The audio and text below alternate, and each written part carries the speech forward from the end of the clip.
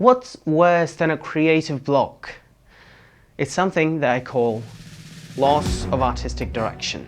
Because a creative block is when you're not able to think creatively. I talked about how to get out of it in a previous video, but this is a different and a bigger conflict. And it's irritating as hell. This confusion and loss of direction seems fair when you're just starting out. You know, there are a lot of influences, different tools, different categories in every art form, and you don't understand all of them. Confusion seems fair. But this creative crisis, if you will, happens again and again after that too, no matter how long you've been creating. You've probably experienced this. If you haven't, you will. You see, when you first start out, you explore different styles, different tools, maybe copy your favorite artists, and you keep some of all of that stuff with you as you go on. And after a while, you start to niche down and go in a very specific form of artistic expression that is unique to you, to each one of you, which, you know, then would go on to be your style of creating. But what you're going to notice is during all these shifts and turns in your creative expression, like 70% of the time was spent in confusion, loss of artistic direction, and a whole lot of existential crises. Every time you take a new turn or try to experiment with something, which you always do as an artist, you have this fear of not sticking to the image that you've already established of yourself. Which brings us to one of the several parts of this conflict. You know, we creatives often relate our sense of self to the product that we make, which is kind of problematic because you keep changing as a person and as an artist as time goes on. Your creative development is a never-ending process. But when you're sort of advertising yourself as an artist, you're always having to put yourself in a category or define who you are and what you make in just a few words, which again is not constant. You're always evolving. So you panic whenever you see yourself getting far away from what you are defining yourself as at the moment. This happened to me just recently when I realized that serious self-help content is not all I want to make. It caused a bit of an existential crisis because that was how I defined what I make. If I'm not doing that, why am I doing then? And it's not just me or you, it happens to a lot of famous creative people too. A lot of big YouTubers make drastic shifts in their content.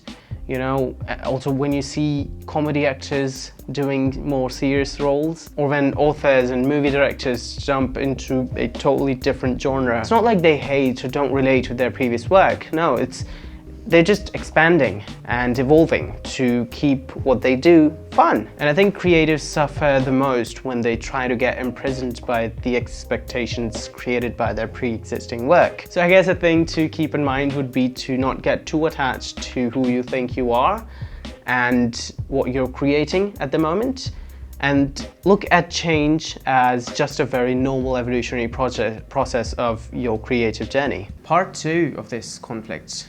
2 years ago, if someone asked me if I want to make jokes or sing a song in my videos or do a little dance and post on social media, I probably would have said, No, why?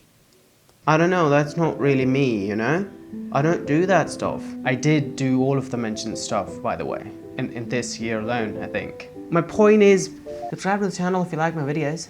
Well, yeah, actually do that, I'd appreciate that. But my point is that the idea that that's me or that's not me is bullshit most of the time. These are just some rules that you've made for yourself based on what people have described you as. So from now on, whatever stupid idea enters your head and doesn't seem like something you would do, ask yourself why exactly. And if the only answer you get is that it's just not something that I do, then go on and try it. Because it's just you trying to put yourself in a box so that you can label it something and to make it easier to describe yourself to others and to yourself. I also just want to talk about the thing that happens right after you decide to make that shift with your content. It feels like you're starting all over again, but that's not true because this time you do have all the previous experience and way more awareness of your own taste. So the new shift, the new art is going to be better and feel more authentic than ever before. You don't have to worry about that. And actually staying stagnant is pretty bad even from an audience perspective, because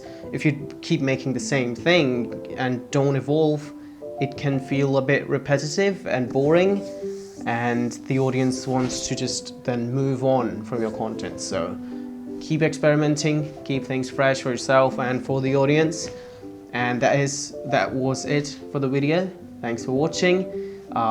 Check out my other video about creativity.